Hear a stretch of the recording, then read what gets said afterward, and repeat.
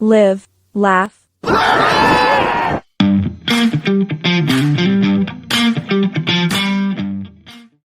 How's it going, everybody? My name is Daniel. I'm Christian. We're joined by Jaden Newman. How are you doing tonight, Jaden? I'm doing great, man. How y'all doing? Doing great. Pretty great. So I've had a question that has been burning like in my soul, in my pit. Like, that was a weird way to say that, but like, That's very fucking bizarre. Yeah. What is it like to beat Stephen Curry in a 3-point contest? Well, you know, not everyone can do it, but somebody had to. No, It was Jaden Newman. that's right, man. It's my double life. Yeah. No, it's so weird. So literally people will tell me, like, whenever they find out in my like real life, whenever they're like, oh, like, you're a wrestler, cool, can I look you up? I'm like, yeah, absolutely, but please, for the love of God, put wrestler with your otherwise you're going to be very confused. Yes. So yeah, no, she actually, it's my Instagram handle, so I'm pretty pissed about that. Yeah. Oh no. That's why I changed mine to Jaden Newman. Yeah. So originally everything was Jaden for real, all across the board. Then that girl took my Instagram handle, so she's done for, dead to me. What are the odds that, like, because it's not like you would think of like first name, last name, you'd probably get it, but like Jaden for real to have like that like it's insane. The odds of that happening at all are so slim. It's irksome. Yeah. The odds of having somebody with your same exact name with like the same virality that you have is also pretty wild, but yeah. I don't think that she's wrestled Jonathan Gresham, so I think you've got her top. Oh, dude, you bet your ass I got her top. Ain't no way she's done half the shit I've done. Yeah. I could also take her in horse. Challenge. Dude, dead I ass. can't wait to put that on social media and just tag everyone involved and just see what happens. Yeah, Jaden versus Jaden. Winner gets Jaden for real on Instagram. That's right. After that, I'm done. I'm retired. Yeah. Awesome. Well, we appreciate you taking the time to talk with us tonight. We're excited to have you on. You're, I would say, probably one of the best like technical wrestlers out there, which is awesome. Yeah. I mean, definitely. I know it's weird. Like, it's cool to hear that because like more people are starting to say it, but it's still something that's like surreal to hear. So that really means a lot. Yeah, of course. Oh, absolutely. We've had the pleasure to see you wrestle. We've seen you a few times at DPW, which was just very, very cool because that was my introduction to you. And then he was giving me a hard time because he was saying like all the stuff I was missing. I'm like, yeah, he's really good. I'm gonna watch everything now. Yeah. Oh, jeez. But for these, we typically like to dive in right at the beginning. So current today, one of the best technical wrestlers in the world, superstar basketball player. But where did that begin? Was you in love with basketball first or wrestling? Oh man, so ball is life, but it was wrestling first. So whenever I was a kid, I'd say probably around like 7 or 8 years old, I was first introduced to wrestling, but not by like watching it on TV or any of that. But my grandfather and me, we would have like these little excursions to like McKay's and like the flea markets and things like that. And I was kind of into gaming a little bit. Like, by no means now am I into gaming at all. Like, I don't own a single console. None of that's in my house. But my favorite game system was the Nintendo GameCube as a kid. One of the first games I got for it was Legends of Wrestling, which I just bought in a pack of games, right? Yeah. So on there, I saw Ricky Morton, and I thought he was cool because he had a mullet. Mm-hmm. And then I saw Hulk Hogan, and I was like, "Who's this bald asshole?" So I obviously get it. Yeah. So like obviously, like I was like, I would play as Ricky Morton and just beat the shit out of Hulk Hogan. Yeah. So and that was kind of like how I first like discovered wrestling was like by that video game, and then by the many trips we would take to the flea market, we discovered there was a wrestling booth, and I finally went in there, and my grandfather would always let me get like a couple DVDs. Like, he let me, because it was like, I think like $5 for like 5 or something. They're running like a deal like that. Yeah. And in that pack of DVDs, there was Rey Mysterio's first WWE home video. Oh, wow. And that's where I would obviously watch it and discover the match of Rey versus Eddie Guerrero from Halloween Havoc 97. Oh, yep. And from that moment on, that was the first wrestling match I'd ever watched, and I was hooked. That's, I was deep diving, trying to find out everything and anything I could.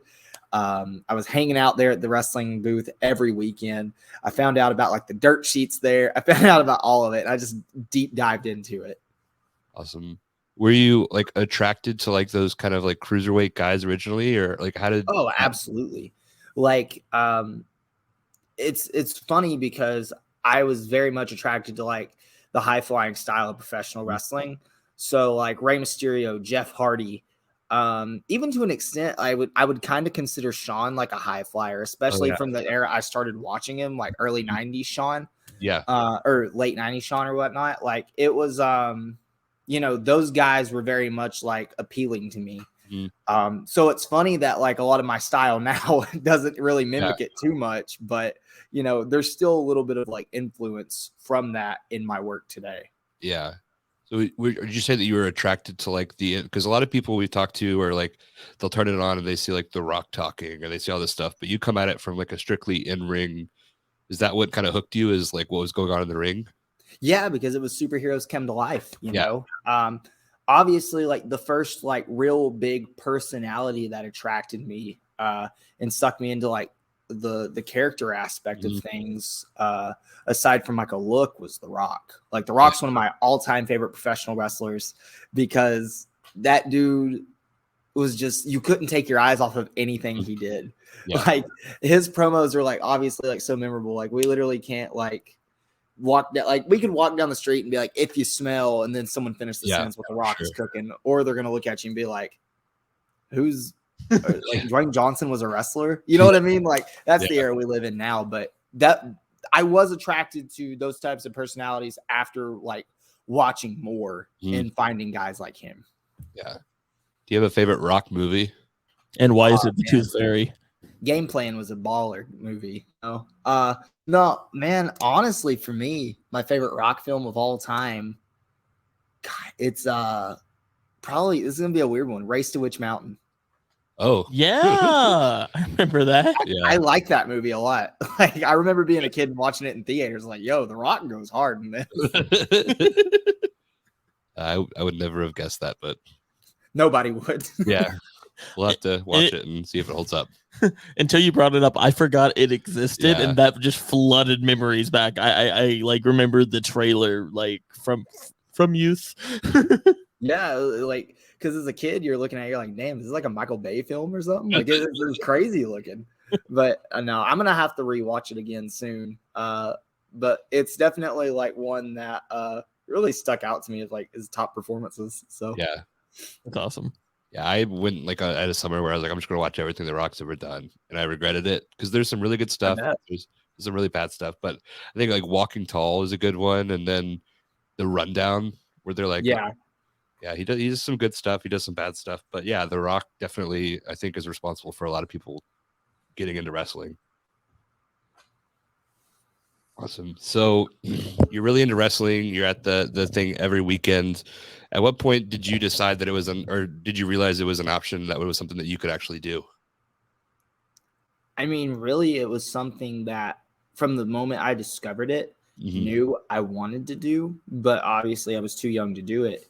Around the age of like maybe 10 or 11, I started going to like independent shows because I discovered a little local show relatively close to Chattanooga, in the Ringgold area in Georgia, like right across state line. So I was going there, and that was around the time that like I realized that like I could make this something, like I could maybe do this. And my grandfather, who is my biggest supporter, I'm gonna mention him a lot during this. You know, he was so supportive and like wanted to like help as much as he can to make sure like this was something I could do.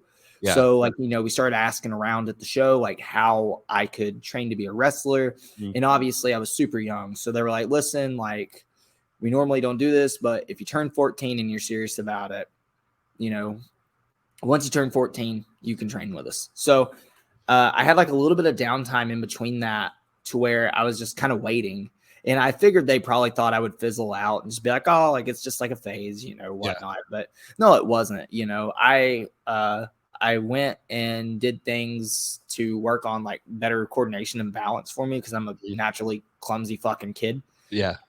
So I was taking like breakdance and tumbling, and Wow. that was like something that really helped me like understand like, you know, what I can do with my body and with movements, body dexterity, things of that sort. Yeah. And then once I turned 14, there we were. We were at the door and about to walk in for the first day of training. Awesome. So you said breakdancing, right? I want to make Yep. sure. You still got the moves? No. Okay. I don't have any fucking rhythm anymore, and it hurts. Absolutely hurts me. But I do have some bad hips, so yeah. They could have gone for like a really bad gimmick. You're like, well, I'm already doing breakdancing. Why don't I bring some cardboard to the ring? And yes, oh, probably for the best. So you walk through the door. Where did you train at? So I was originally trained at a facility in Ringgold, Georgia. It was actually the same show that I was going to. I can't think of the name right now, but I started there, and I trained there for about a year. And it was a situation to where I wasn't getting proper training that I was needing. And that was per other people that were there, as far as like not the trainer himself, but like other like wrestlers that were on the roster that like I guess took a liking to like me because I was a young kid that they could help and whatnot. So they were like, listen, you got to get out of here, man. Like, for lack of better terms, you know, I was being taken advantage of, and it was, you know, it was tough. Like, you know, it was probably some of the most physical stuff that I did because the guy that originally trained me was like old school. So, you know, I was taking like, just like, it's weird to reflect on it because there's no way like I would put my kids that I train now through this type of stuff. So like, you know, I ended up leaving, and I was kind of floating for a little while. Like, there was a guy named Chris Crunk that was working with me a lot, and like he was like one of my best friends. And you know, I also had a ring in my backyard, so he would come over there and help. Chris would help me work out and stuff. Another guy that helped me a lot, Chip Hazard. But the person that I really credit for my training, I would say, would be like Kerry Awful of the Carnies. So like Kerry, Kevin Koo, and you know, Nick Iggy, like those three guys like were so influential for like getting me to where I am now. Yeah. That, you know, I don't know, like if I would have stayed in that one place, like where I would be, like I probably would still be there. But you know, in a lot of ways, like if it wasn't for like Kerry and Koo and them, like, you know, they pretty much like saved my career and taught me like the right way of things. Yeah, Kevin Koo seems like a really awesome dude. He's fantastic. So, yeah, I'm glad to see him having all the success that he's having. I think they were like top 10 on the top tag teams for the PWI this year. Yeah, and then they I think they just came back from Japan with DPW. Yeah, which is cool in itself. Yeah, I was very happy for that, you know. Yeah. But yeah, you know, Kerry and Koo and Nick, they were the guys that got me where I am now. Awesome. So when you first started, what did your gimmick look like? Oh, so whenever I first started, it was nothing like what you see now.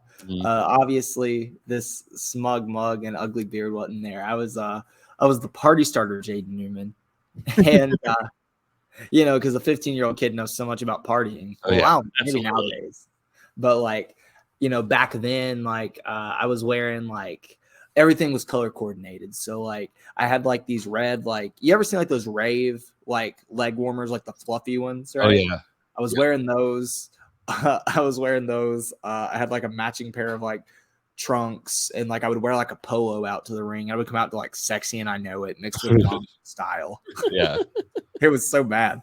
But I did that for years, you know. So like yeah, that was like some of like the first like bits of Jaden Newman's career was just dealing with whatever the hell that was, that hot mess.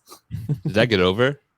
Yeah. Oh, it did. Like it was crazy. I used to like come out and throw glow sticks. But like I said, I'm one, uncoordinated, and two, blind to shit. So like I would go to throw glow sticks out to like the kids and shit.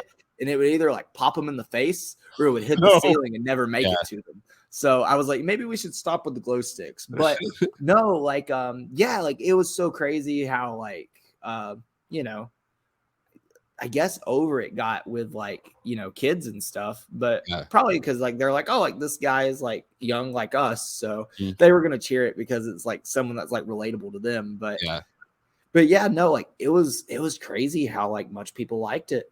Yeah. You mentioned that you're blind. Do you wear glasses typically, like on a normal or contacts? I'm supposed to, but I lost my glasses on a road trip recently. I say recently, it's been like probably like a year. Yeah, but never stopped. I think I left them in Texas. Yeah, because there's like some people used to like Yoya and like Andrew Everett. Like you see them before after the show, they have glasses on, and like somebody like who has glasses, I just kind of wonder what's that like how much of a difference is it in the ring, like when like especially when timing and spacing and like all that like is so vital. Yeah, like so for me, actor. Yeah, no, for me, it's not that big of an issue because everything's relatively close range. Yeah. So in my right eye, I have, I believe, 20/20 vision. Okay. In my left eye, it's shit. Yeah. Absolute garbage. Like I should not be driving without glasses, but gotta make the town, brother. So we'll figure it out when we get there. Yeah. But yeah, so like it's never really been an issue for me in the ring, you know, because everything's just still relatively close, regardless of the size of the ring or like whatever we're about to do, you know. A lot of that just comes with like, and a lot of that just comes with like me being like in a ring so much training that like I pretty much can figure out where I need to be at what point if I don't know where something or what's going on. Yeah. And you said that you had a ring in your backyard, right? Yeah. What is the origin of that? So basically my grandfather, you know, whenever I was training, he was like, hey, so what if we got a ring? And I was like, what if? Yeah, that'd be awesome. Like, yeah, you know, and then like I come home and there's like a ring, and like he was so literally like the amount of commitment he had to making sure that this was something that could be an option for me. Is like something I'm so thankful for, right? Because like by no means like, you know, that like that's not normal. Like no, not at all. But I was so thankful for it. And obviously, since I had a ring in my backyard, I had a backyard fed. So oddly enough, you know, with the logos that are behind me, and obviously this will be audible as well for those, but the logo behind me is the TWE logo, which was started essentially in the backyard, you know. It went from, you know, trampoline wrestling entertainment because we had a trampoline, then it went to Tennessee Wrestling Entertainment. Now we're at Total Wrestling Entertainment. So that was kind of like the origin story of TWE as well, was basically from the backyard and me having a ring there and just doing like shows with my buddies in the backyard. Yeah. I think you say that for those listening, sorry, but the logo kind of looks like a trampoline too if you're looking at it from above. Oh man, I didn't even think about that. Yeah. So changing the game all this time later.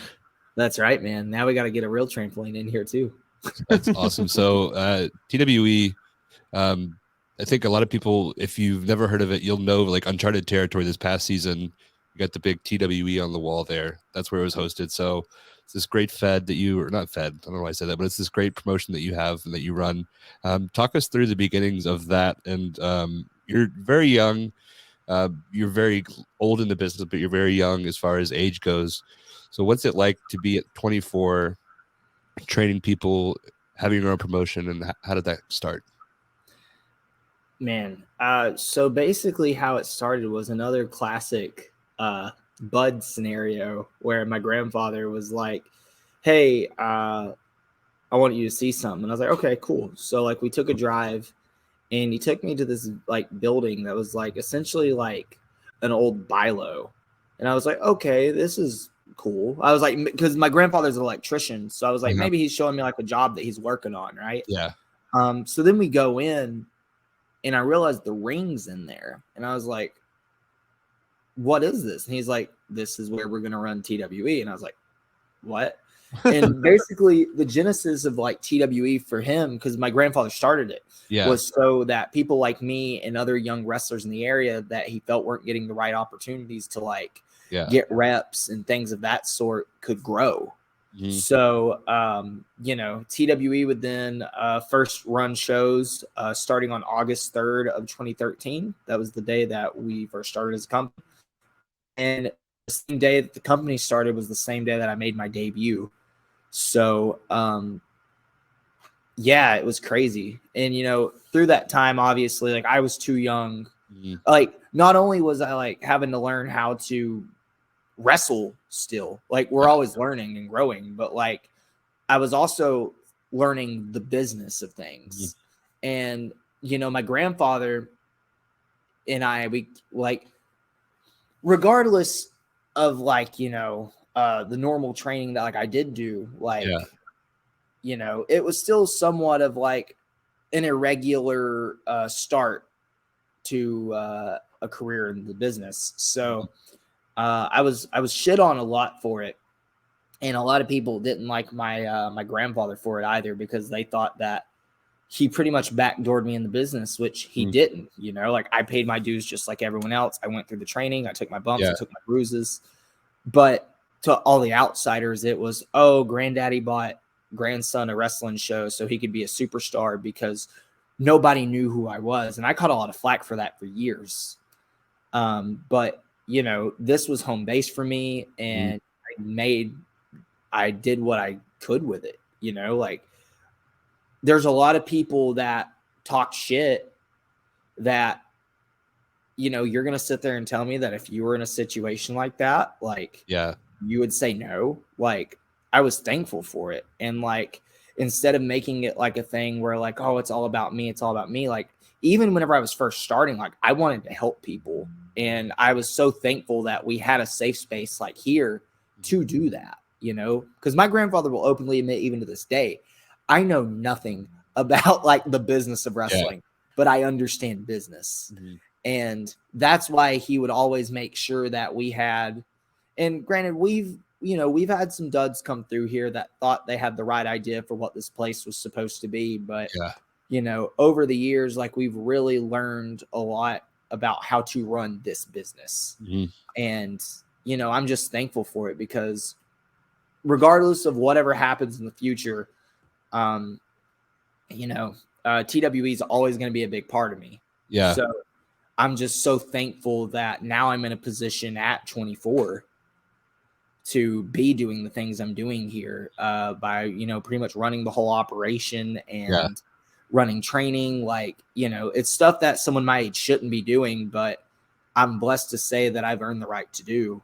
And, you know, people have now given me their respect for it. It's very, you mentioned your grandfather's going to come up a lot, and it's very obvious he had such like an important part. How does he feel now being able to see you like go over to Germany and wrestle and work with the NWA? How has that been for him? Man, it's for him, he always says like it's no surprise. Like it's what he always knew I would do. And that, you know, being able to make him proud is one of the biggest things that I can just continue to do. You know, regardless of like, which thankfully, like we have him here still, like, and hopefully we have him for a couple more years to come. But even whenever he passes on, like that's something I hope to continue to do. And like, you know, it's just starting. And he's even told me that he's like, what you're doing now is just the beginning. So he's very proud, and I'm just so thankful I have such a supportive family and support system.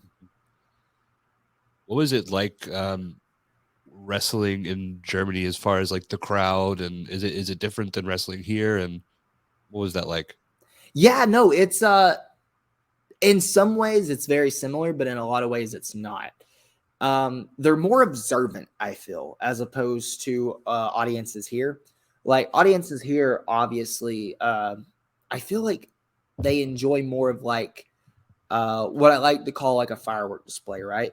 Where it's just like like boom, boom, boom, boom, boom, boom, boom. Like they want to see like the fireworks the whole time, as opposed to like over there, like they're very observant and like are genuinely just watching what you do. Like they have like a really deep appreciation for like chain wrestling. They have a deep appreciation for just like the storytelling. Not saying that we don't hear, but I feel like more so over there. Yeah. You know, the crowds there are just so creative because like they do like some wild chants like where they sing and stuff, and it's super cool. It's life-changing, man. Like I was super nervous when I first went over there back in October during the tag team festival. But, you know, once I did it, you know, the music hit, lights were on, like I completely forgot that I'm wrestling in front of like 800 to like 1,000 people and like just went to work. Yeah. You know, it was just another day at the office. But it's definitely something that like I feel every wrestler should try to go do is just go wrestle internationally because you'll learn so much about yourself, but also about like how to work an audience. Yeah. Because you erase that language barrier. You kind of have to get creative, and your body has to do more of the story than anything you're saying in the ring. So it seems like it'd definitely be more of a challenge. Yeah, because honestly, like the big like point of studying for me before going over was watching like a lot of Chris Jericho.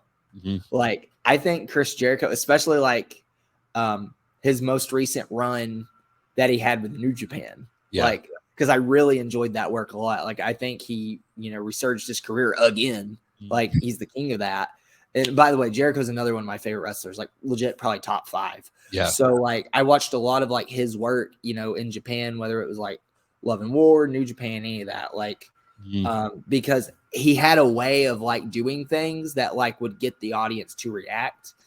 And I just tried to cling to that and do the best I could to not like straight be a cover band of it, but like mimic it and make it work to my using. Yeah.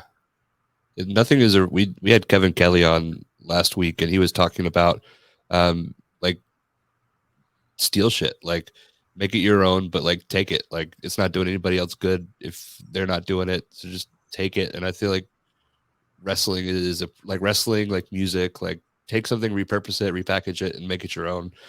That's exactly. Yeah. So you mentioned that Jericho would be in your top 5. Who are the other 4? Oh, okay. So obviously, all right. So are we talking like of all time? Sure. For you personally, all time. Okay. So for me personally, of all time, let's say Jericho. This is no particular order. Shawn Michaels, Undertaker. How many is that? 3? Yeah. 3. So I need 2 more. All right. AJ Styles and I'm gonna say CM Punk. That's my top 5 of all time. That's a good 5. Yeah. What is your take on just kind of random, but all this stuff going on with CM Punk as somebody in the business? I don't know. So it's hard to answer. You know, obviously with me being like a CM Punk fan, like I feel like there is always going to be a place in the business for him because obviously whenever he was on AEW television, like he was making them really good money and was like they were making good gates off of like him being there. And multiple people have said, you know, that he was a big help in the locker room, you know, but obviously with the good, there comes bad. And, you know, since I'm not there, it's really hard for me to answer. But regardless, I just hope everything can work out and, you know, we can just have him back on TV because I think him being involved in professional wrestling is a good thing. Yeah. I agree. He was out for 7 years. Why waste any more time? Dude, I legit cried. Like, whenever he came back, you know, and I haven't cried. Like, I'm an emotional person, but like, I haven't cried over wrestling in like a hot minute. And like, when he returned, to me, it was just like such like a symbol of hope in a weird way. Yeah. Like, because regardless of how people feel about him, I think for independent wrestlers, like he's our guy. Oh yeah. Like Yeah. him, Danielson, like those are our guys. Like they were the ones that weren't supposed to make it, but they did. Yeah. So the fact that, you know, CM Punk has like made it to this level of stardom to where he could literally sell out an arena on a rumor. Oh yeah. Like, how could you not be inspired by that? Yeah. Yeah. It very much felt like a collective win when he came back, just for everyone. I think wrestling overall is better with him involved, because it's just like when he came back, it was because it's what everyone wanted. Everyone was chanting for 7 years. Like, Yeah. just if something wasn't good, do you know what would make this better? It's CM Punk every time. Yeah, and like it was so interesting. Like I literally watched like a career. I don't remember if it was like a career retrospect or what it was, but I watched like a documentary on Punk the other day on YouTube, literally just talking about how like the influence and impact of like his return to wrestling was, like how important it was, and like, you know, it was just mind-boggling to me because like it was put into like ways that I'd never even thought about. And I was like, man, like that's cool. I love watching those types of documentaries online, like Joseph Monte Carlo, all those guys, they rule. Yeah. YouTube is such the treasure. I mean, there's also like dark holes you can go down that'll kind of probably ruin your life. Oh, man, yeah. Like, oof. But they're like, I've gone off, like there was one weekend, there's a YouTube channel called Defunct Land. And I just watched like 4 hours straight of just like him talking about individual roller coaster rides, like with just like the most detail, like works cited, like all of this, like he was giving his dissertation. But like YouTube is so great for like stuff like that. Like anything you could think of, somebody has thoughts and they're putting it out in a cool way. Oh, dude, yeah. Like I've watched like, funny you talk about like the Funk Plan. Like I've watched some of those videos as well. Like, you know, like where they talk about like even like abandoned amusement parks. Oh yeah, like yeah. that. Like top, like what, like the one guy is like top 10 like anime betrayals, like those types of videos. Like I was following like the deep like hole of those. I'm like, oh shit, it's like 3 a.m. I gotta go to work in like an hour. Yeah, there was one day I couldn't sleep and I watched like a video. It was like every WrestleMania match ranked. Like, and then you're like, oh shit, this is an 8-hour video. Yeah. Yeah, that's awesome. So you're a big CM Punk fan. You mentioned guys like Danielson, also kind of a big. I think like this generation's like kind of Danielson. Like a lot of people compare him to Jonathan Gresham. So what was it like having that? Not only the match that you had with him, but it was kind of a special type of match too. Yeah. So one reason that kind of made it special for me was the fact that we're both two Southern wrestlers. Yeah. And I feel like, you know, with what the story was for the match, you know, he was a guy from the South that made it big and became like a worldwide, like a world renowned name. And like, that's what I want to be.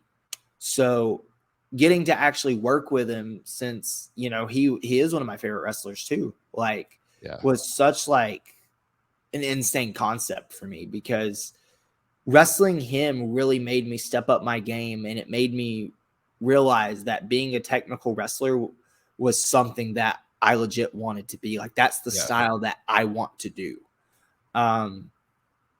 But man, like that match, you know, a lot of people credit probably as like one of the best matches that I've had in my career. And like, I will never argue that, because, you know, what that match meant to me was just more than I can even put into words. So like, you know, Gresham made me a better wrestler, just like he does anyone he steps in the ring with. And the fact that I got to do that right here in the heart of like the scenic city, like nothing's cooler than that. Like nothing can top that. Yeah. What kind of, because it was like multiple round matches, what kind of planning goes into, first off, like a very technical match? Like, is that something that you have to like plan more for, or is that more something that you could like roll off with and just like, hey, we're gonna do this, hey, we're gonna do that? Nothing was planned. It's awesome. Very cool. Nothing was planned. Like, you know, I'll kind of peel back the curtain a little bit on this. Like, you know, it was, I think, 6 rounds that we were that was allotted, right? Yeah. And you know, we were told, like, if you guys, because it was like an exhibition more so than anything. Yeah. You know, they were like, if you guys want to go like maybe 3 rounds. We ended up going the full 6, almost like 30 minutes. Yeah. And like everyone was like, oh, we have to keep making like, they're like, oh, we need to make like lower thirds for like round 6, like round 4, round 5, round. So like they're like freaking out because we're just going. Like by the time it was over, we didn't realize we went like 30 minutes or whatever. We were just having fun. And like, that's, to me, like, that's why I love technical wrestling so much, is because it's one of the most real things in pro wrestling. Like, it's legit. It feels like art when you're in there with someone who's just so skilled and graced like he is, because like when you just have that perfect dance partner that you roll around with, like it's like, it's just beautiful. Like, it's a beautiful competition. Yeah. Who would your Mount Rushmore of technical wrestlers be? Man, so I would definitely say Chris Hero's number 1. Chris Hero is probably like, if I could substitute anyone off that greatest of all time, I would probably move AJ out and put Hero in, because Hero's like up there for me as like a big inspiration. So Hero, Gresham, Danielson, Thatcher, and honestly, I would say Anthony Henry. Anthony Henry is an incredible technical wrestler. Have you guys ever had the chance to wrestle? Yes. So we've actually wrestled 3 times. The first time was whenever I was really, really young. And I wasn't ready for it, and legit, Anthony left me out cold in the middle of the ring.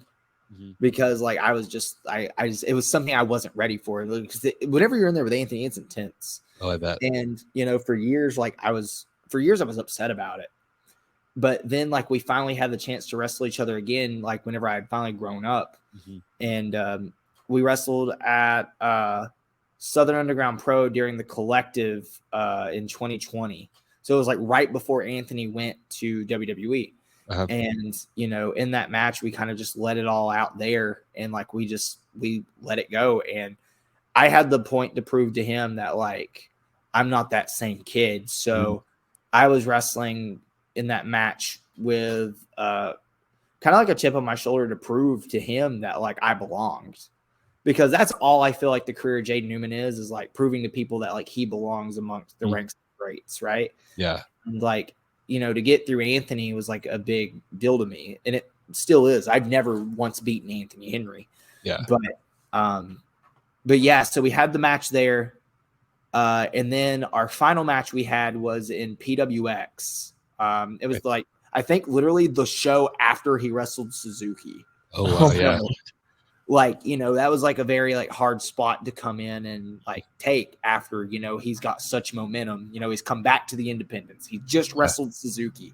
So, but I was able to hold in the pocket with him and show him that even from our second match, I had gotten better, So, yeah, we've definitely wrestled, and I would like the chance to wrestle him again, because Anthony is someone who I have a deep amount of respect for. And I just, I still feel like there's something to prove to him. Yeah. I bet those kicks, they look like they hurt. They feel like they hurt too. Yeah. Speaking of hurting, I noticed recently you've done a little bit more of like the deathmatch style. I don't know if I would categorize you as a deathmatch wrestler, but what is that like, going from somebody who's like pure to all of a sudden now it's just like different roles? Yeah, it feels like 2 different sides of the wrestling spectrum. Like, and how do you adjust to that?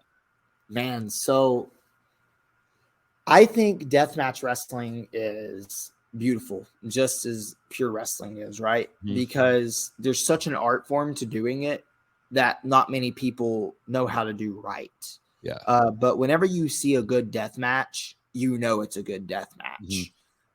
For guys like me, I was inspired by like John Moxley, Sami Callihan, Matt Tremont, Nick Gage. Like, those guys because they were so good at it. Like, and they were able to tell stories using it.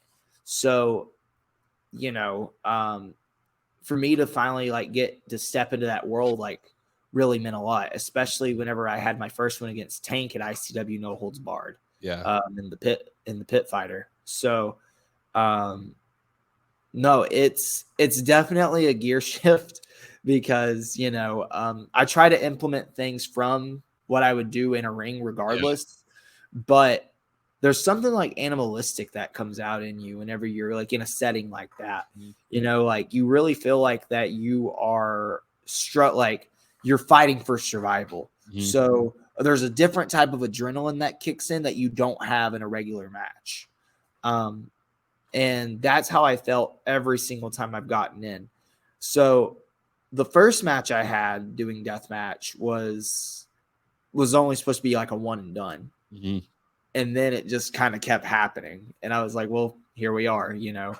And it was never supposed to be like a one and done in like a way of like, oh, like that was fun, I don't want to do it again. It was just like, I have so much respect for the deathmatch world that I would never want someone to think, like you said, like you don't categorize me as a deathmatch wrestler. Like I don't ever want a deathmatch wrestler to feel disrespected that I'm taking something or just using it for like clout, because that's not what it is. Like I have so much respect for like those guys, you know? So like, that's why, like, whenever I finally like did more of them and I wrestled like Tank, Danny DeMano, John Wayne Murdoch, you know, even me and Colby, I had one of his last matches before he's moved on into the role that he's in now.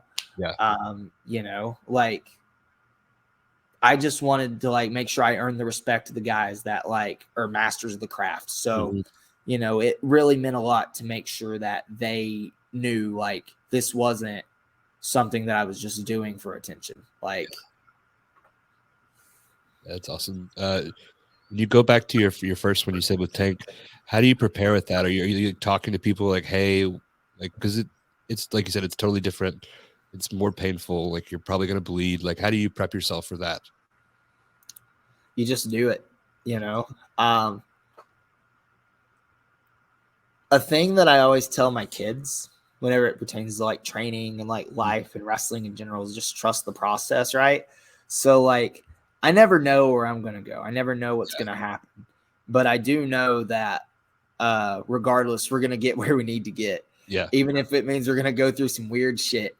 And ending up in a death match was some weird shit. It was something that I never had on the docket, but we ended up there. And, you know, to prepare for it, like really the preparation was just in like watching tape, like and just seeing like once again how the greats do it. And shout out to Tank too, because like he's a great at this, and he's not only just a great deathmatch wrestler, he's a great wressler in general.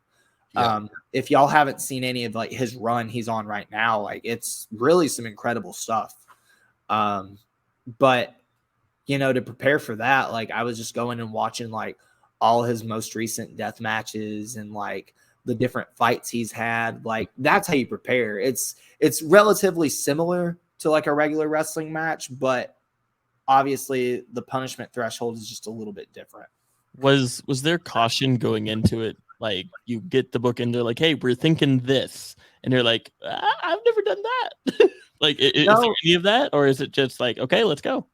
Nah, man, it was okay, let's go. You know, they didn't, and that's the one thing with ICW. They never have been like, hey, like we think you should really do this. Like it's very much like in the hands of like the wrestlers and the fighters is like what they choose to do and like what their comfortability level is. And I commend that. I think that's incredible, you know, because at the end of the day, like they just want to make sure that they leave a good spectacle for the audience that's paying to see what they want to see. Because in professional wrestling, just like movies, just like television, there's different genres that people are attracted to, right? So deathmatch wrestling to me is like almost the horror films of like pro wrestling. Yeah, for sure. So that's like the type of niche audience it attracts to. It's almost like when you see like, for instance, Steve Carell when he did like Foxcatcher. It's that like comedic actor doing the serious role. It's like Yes. So that's a cool way to think about it. You mentioned your students. So you've been in the business for what, 10 years? It'll be 10 years in August. Yeah. Yes. So you're young, you're 10 years in. How did you decide that you think it's now your turn to start sharing your wisdom and sharing your knowledge? So it was never really a decision for me. It just kind of got sprung into my lap. So we had someone here that was training at TWE that would just up and leave. And I was kind of just left with a bunch of like kids. Well, it wasn't like a bunch of kids. I probably had like three or four in the initial first class, I would say, when I took over, which was around like 2017, like late 2017, early 2018. So whenever the trainer had decided to leave, I was just like, okay, I guess I'm stepping into this role because someone has to do it. Yeah. And from then on, I was just like, very honest and open. I was like, listen, like, this is new to me as well, as far as like training people goes. So I just want you to know we're doing this together. So if there's anything that like you feel I can do better as a teacher, please let me know, because I want to make sure that I'm doing the best for y'all. Yeah. And, a couple years later, like 5 years later now, I feel, and whatnot, 5 or 6, like I've now been training people and I've produced over like 14, 15 like different wrestlers and referees. Yeah. Or as far as like, all together. So like it's been really cool. It's super rewarding whenever like I have kids like Aaron Wade, Aaron Wade, referee Aaron Noyes, aka Shiny Shoes, Cody Manhorn, Carson Dillback, different guys like this that are going out and like doing very well for themselves in representing the TWEPC, which is what we call our training center. Like, doing it well and like carrying my name with them and being proud about it, because, it means a lot that like, even though I wasn't supposed to be training people, it just kind of happened that I've now accumulated somewhat of a reputation for being a decent trainer. So, the fact that all my kids are good, respectful, and do the right things, that's all I can hope for. Yeah. Awesome.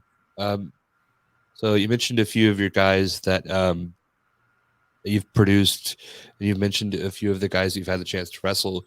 Who are some of the people that you want the opportunity to get in a ring with moving forward? Like bucket list, and then like maybe like the next year.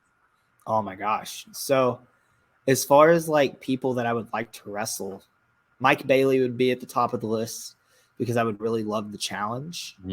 I would like a rematch with James Drake. JD Drake's a guy that I wrestled at Action Wrestling a year or two ago, and I feel like it would just be, great to be able to run that back and show how much I've grown. If there's a match that I could have that I still feel like there's a possibility of, but right now it seems so far out of reach, but I still feel in my heart of hearts there's a match that I wish I could have that could happen. It's Chris Hero. Oh yeah. If I could wrestle Chris Hero, that would absolutely make my whole life. Like, to be able to wrestle legit one of my, greatest of all time candidates. Yeah. And I don't like, that's one of those things that I hope that's not too out of reach, because like I think he's been doing his podcast deal and hasn't been doing anything since his last big run. Christian, we don't talk about other podcasts on our podcast. No other podcasts exist. but he was the first indie guy that when I started learning wrestling that I learned about and I became like obsessed with, because he was just so different than everyone, and stuff he was doing athletically was always like, it was insane. So I would love that match from a personal fan perspective. I think that would be beyond awesome. Yes. And like the other two I'll mention as well, Lee Moriarty and Wheeler Yuta. Yeah. This would be great as well. Do you have a favorite Chris Hero match? Whew. So or a favorite couple? I have a favorite couple. So, I really enjoy, and this one was, it's a rough one, but I love it. Chris Hero versus Eddie Kingston from AIW. Whenever Hero had just returned from WWE for the first time. Is that like 2010? Like 2012ish. Okay, I think that was super good. I think I've seen that, yeah. I really also enjoy Adam Cole versus Chris Hero from around like 2013 for the Ring of Honor World Championship. I thought that was super fun. I also like Chris Hero versus what's his name? Stone Pitbull from New Japan. Yeah, Ishii. Ishii. I like their match from Rev Pro a lot. Like those are probably like my 3 favorite Chris Hero matches that like I've had the chance to like watch. Like there's probably more I can name. Like Cody Rhodes versus Hero was a wild one I watched the other day from like Evolve. Like that was insane. Yeah. But like those are like the 3 that really come to mind for me, you know. Because they're just so good. Yeah. Like just go watch Chris Hero matches. Oh yeah, for sure. One of my favorite tag teams that I feel like I always forget exists was him and JT Dunn doing their Death by Elbow. Death by Elbow was a lot of fun. Yeah, it was just like they had a match. My understanding that was them like in the Bucks before, like when the Bucks are just working the indies and grinding on the indies. But like it was just like, this is so awesome. And him and JT Dunn just had this. Their style was so similar that it was just like, this is fun. Oh man, I just thought of another one. Okay, so this is one that I highly recommend. I believe it was Sabre Jr.'s debut in PWG, but Chris Hero and Sabre, where Sabre's finger, I believe it's Sabre's finger is like bleeding, and he's just attacking the hand. It's so good. Awesome. That's awesome. God, so good. Was there any, because you do the Ricola bomb? Yes. Is that an impact of Claudio and maybe them working together with Chris Hero, or how did that come about? Like you picking that move particularly? So whenever I was on a Chris Hero binge, I had pretty much decided like, oh, like I kind of want to like start like taking a little bit from here and like taking a little bit from different wrestlers I liked. And like the Ricola bomb was something that like I always thought was like so intriguing just because of like the double underhook. Because it was just so like different. Like it's almost like unnatural in a way, but that's what makes it cool. So really it was just from like binging Hero that I decided I wanted to start trying it. And then it worked and I wasn't, you know, hurting people. So I was like, here we go. Awesome. And then this is a question we typically always ask people, but and you mentioned a few of your students as well, but who are some wrestlers that you feel like more people should know about? Oh man, so I mentioned, you know, like you said, my students. So I would obviously want to say like Aaron Wade. I think Aaron Wade is someone who has been really working hard to build a good like resume and has become like a very interesting character. You know, he's Taekwondo's bad boy and like he's legit senior 4th degree black belt in Taekwondo. Oh wow. Yeah. Like so he's somebody that I would definitely recommend watching out for. Watch out for a lot of the Covenant of the Goat. So Covenant of the Goat, you know, consists of Tank, which we all know who Tank is, but Tank leading with the Rev, a young group of Nathan Maurer and CJ Lawler. So those 2 are guys I would definitely check out. They're more into the deathmatch scene. However, they're still someone that you should definitely go out of your way to watch because they definitely have like a really high ceiling, I feel. Yeah. Friend to this show, I'm sure, but everyone should be watching BK Westbrook. He's very, very fucking talented. Yeah, and man, there's just so many fucking people that like I can name. Like, really, like, there's just so many young talents down here in the Southeast that are just doing so well for themselves. Like, just watch and support Southeastern independent professional wrestling. Like you will find somebody that you like and be able to follow along to watch how their story unfurls. Who do you think does not deserve recognition? Oh man, Hulk Hogan. No. Yes. But yeah, like no, like man, I don't know, man. Everyone's just working hard doing their thing. So sounds like you have an answer, but you don't want to say it. Yeah. Talk after the show. So I noticed, and for anyone listening and not watching, that Cracker Barrel hat you're wearing. Yeah. What's your go-to order? Oh shit. Probably the Uncle Herschel's. The Uncle Herschel is pretty sick. I like that. So I always make it a point anytime I'm on the road. I did this whenever I went up to South Carolina for Pro Wrestling Turbo this last time. We always make a point to leave ass crack of dawn so we can go eat at Cracker Barrel. Because like fuck Waffle House, that shit's overrated. Okay. Fuck fucking IHOP, it's overrated. Yeah, I can agree with you. You know, and if you know what the Waffle King is, that's about right there with fucking Cracker Barrel. But you know, you just got to go find yourself a Waffle King. But Cracker Barrel, we always try. It's for the boys. You know what I mean? So we always try our best to get out there and get some Uncle Herschel's, get that fresh coffee. Yeah. Maybe take a look at the gift shop, get you one of these sick little hats. And then how often or how much do you have to love Cracker Barrel? There's like, you know, I want to rep the brand. Oh man, you know, honestly, one day it just clicked. I was like, shit, man. I was like, I think I'm all in on Cracker Barrel. You know, you have so many Thanksgiving morning breakfasts there. Yeah. And then you hit the road so much and get tired of Waffle House. But you know that the good, soothing, succulent taste of Cracker Barrel is waiting on you every time you get on the road. So that was it. Yeah. We're going to try to get you that sponsorship. Look, somebody fucking needs to. Yeah. I'm printing the money here. Yeah. We're currently we have another podcast that we do where we it's a Broadway podcast, which is weird considering we're like a wrestling podcast here. But there's some parallels, I feel. Yeah, for sure. But we're really campaigning for Texas Roadhouse. Yeah, so. it's why Texas Roadhouse? The rolls. Yeah. It's the rolls. It's you don't get like this out with the bread, you know? You ever had their prime rib? No. Is it good? Oh yeah, it's fucking incredible. I love steak, so yeah, Texas Roadhouse right up my alley. Awesome. There you go. Awesome. Well, we appreciate your time. Appreciate you talking with us. We'd love to have you back on because I feel like we didn't even touch about like NWA or there's a whole lot of more stuff we could talk about. But yeah, if you don't know who Jaden Newman is, check him out. He's literally, I would say, probably one of the most like out of active wrestlers. He's right up there with like a Jonathan Gresham as far as like ability goes. And hope to see you on TV soon, and hope to see you on a podcast with us once you get like some gold or you're the big guy on the TV. So just thanks for taking the time to talk with us. So it'll be about 3 months. We look forward to it. Yes, we'll see you soon, buddy. Checks in the mail. Yeah, and TWE shows, those are available on IWTV, right?